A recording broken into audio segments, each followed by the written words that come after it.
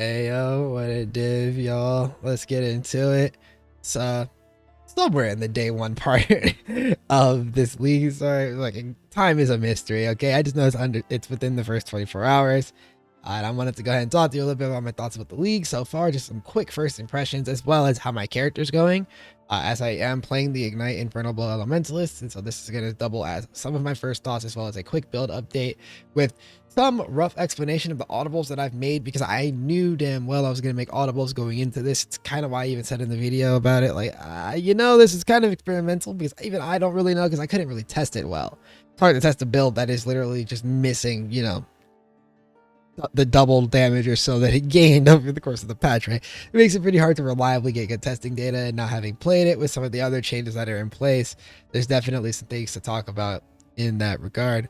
So general itinerary of how I want to do this is that I am going to start with just some very light first impressions of the mechanic, just so you can kind of see the Infernal Blow character in play doing its thing. It's currently gotten up to the mini bosses.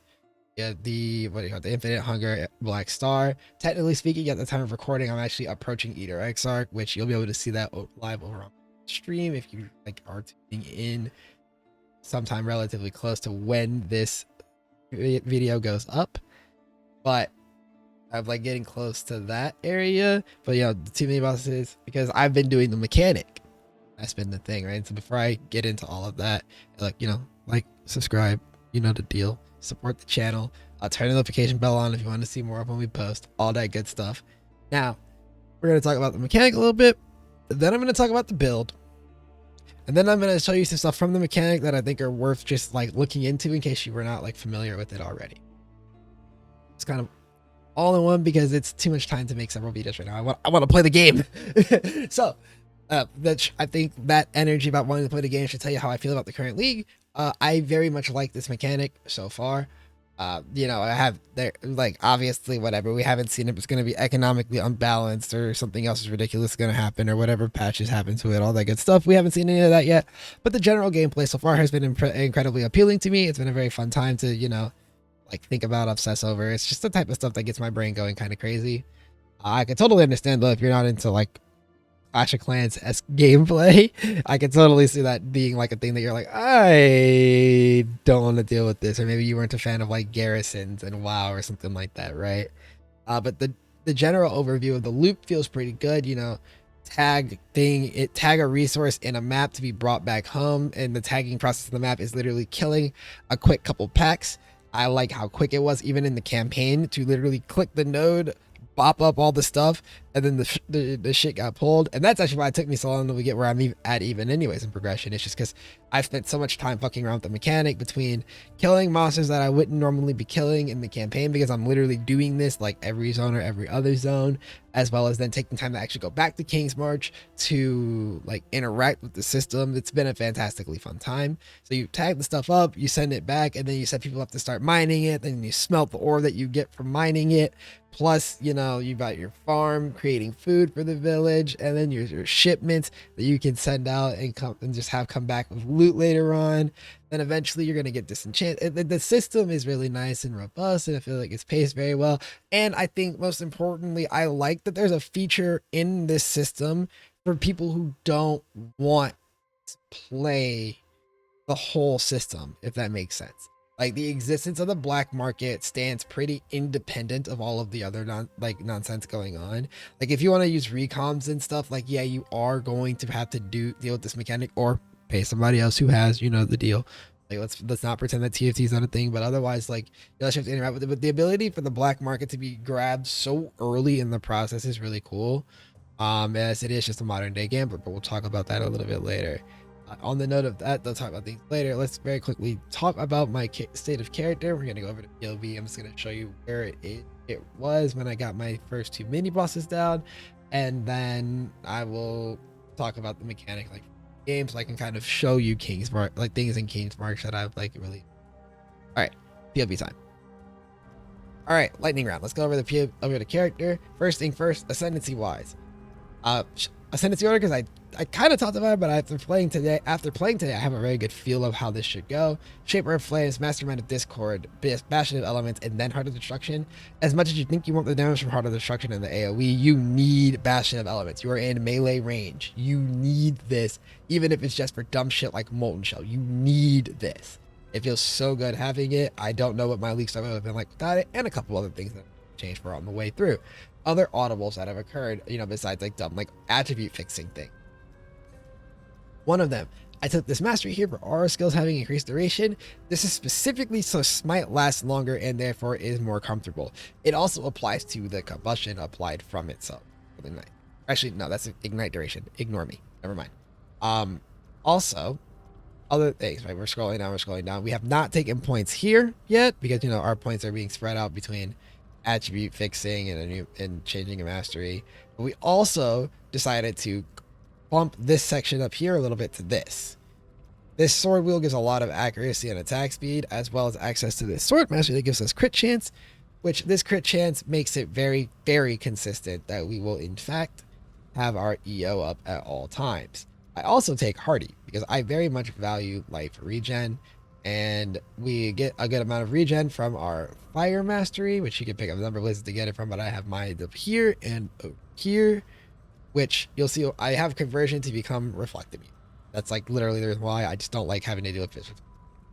It doesn't, and it does make your consistency of triggering Shaper of Flames a little bit better when using Rebuke of the Vaal, which that's the next thing we're going to talk about. Story of the Vaal, at least at the start of the league, was way, way, way overpriced. And therefore, like I'm talking, like I was looking at 3 div at one point. I believe it's closer to like 25, 30. See now, I'm still waiting for it to come down before I buy it and like make other adjustments to the build accordingly. But in the time being, Rebuke of the Vaal has been a fantastic replacement weapon. This is a great sword.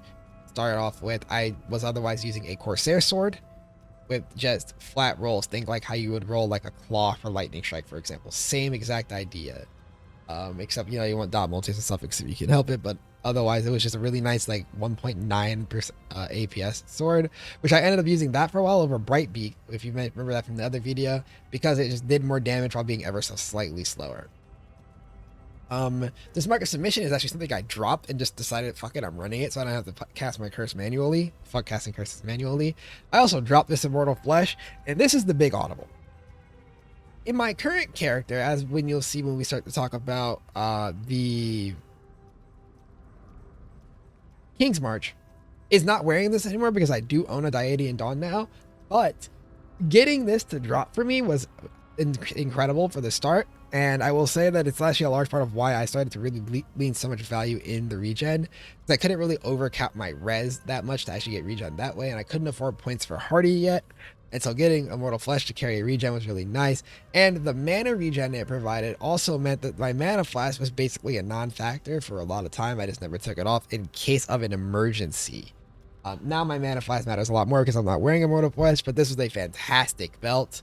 And it just really highlights how important regen is on a character that's struggling for recovery otherwise. Other stuff is fairly standard, which is good gear, which you might be looking at this gear and thinking, this is gear you had when you killed like the 2 mini bosses. Yes.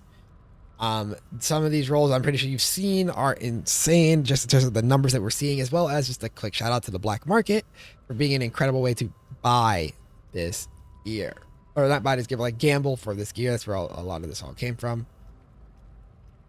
Other things, talk about skills real quick. One, this is still running Ancestral Call. This is literally how I imported the character right after my kills. I was running Ancestral Call because missing sucks. Just gonna be real. Like, trying to hit the wrong target just does not feel good. So I'm glad that I had a way to not hit the wrong target. It's that simple, honestly.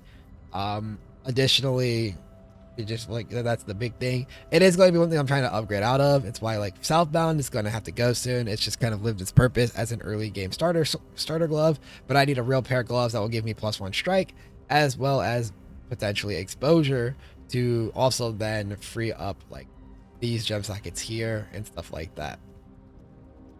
Reservations are as anticipated. Arctic armor to term anger. This worked out perfectly as a way for me to like sort of kind of get some fizz. Like, we still die to fizz damage. Like, I'm not going to pretend that like I'm immortal against fizz damage, but it is enough. It is enough in a lot of scenarios outside of maps that kill most characters anyways, like the courtyard boss with a damage mod on it.